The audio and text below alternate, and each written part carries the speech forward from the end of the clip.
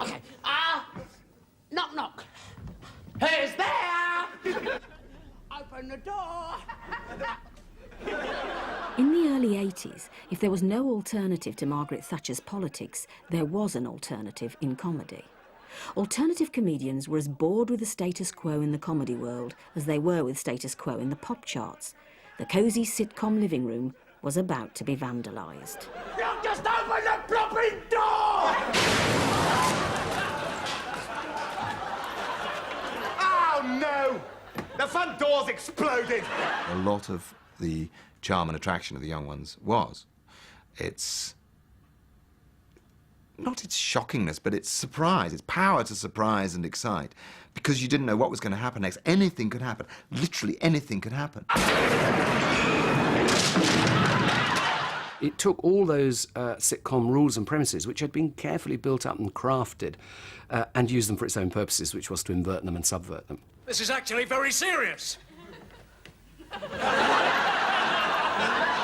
The wave on the crest of which they rode was the arrival of the punk ethic into comedy. That was not reflected on television. That kind of humour that was couched in that kind of excitement and madness and the destruction, the humour of destruction, the violence was only there in things like Tom and Jerry. It's funny, but being ill makes me lose my usual tolerant and easygoing approach to communal living.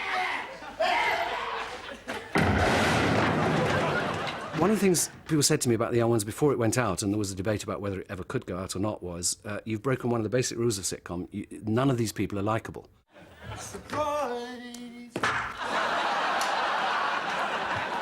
right, what's a hippie word, 6? 6? It would have been 6 if you killed him, Michael. That's probably 2. Fair enough. I don't want to play this game anymore. Rick, shut up.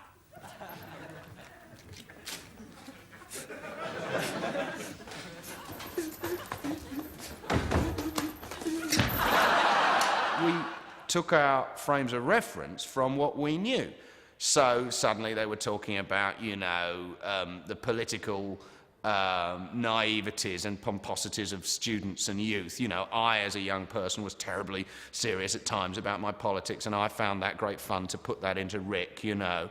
I'm a rider at the gates of dawn and I take no prisoners, you know. Yeah, take that, Mrs. Thatch. Neil, the bathroom's free, unlike the country under the Thatcherite junta. Neil, are these lentils South African? Well, You bastard! You complete and utter bastard! Why don't you just go out and become a policeman? Become a police! And get to write to my MP. But you haven't got an MP, Rick. You're an anarchist. Well, then I shall write to the lead singer of Echo and the Bunnymen. In the 70s, you'd have to be there at 7:30 on the dot, and then everyone would talk about it the next day. It was a totally different thing. Oh, have we got a video? Yes, we've got a video. The Young Ones was different because that was the first one that we taped. We had videos. We'd rewind our favourite bits, you know. Oh, have we got a video?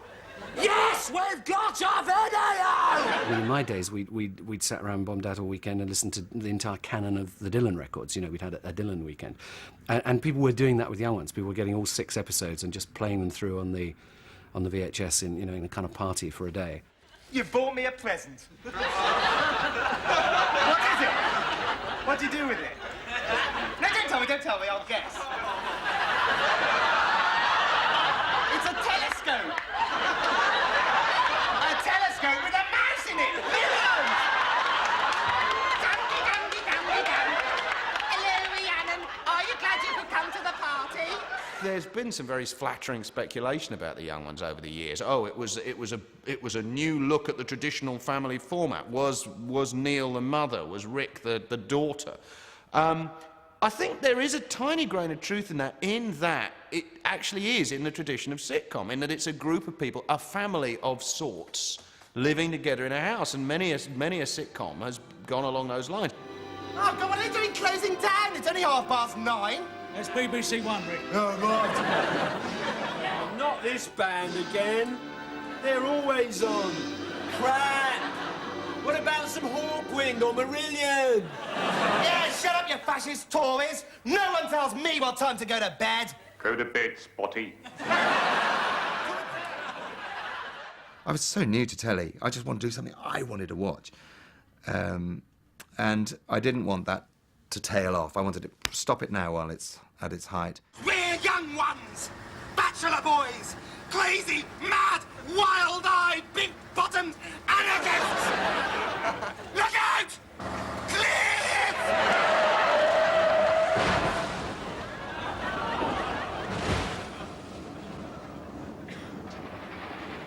The young ones took sitcom closer to the edge than ever before and then promptly drove over it. Alternative comedy had torn up the sitcom rulebook for good. Phew! That was close!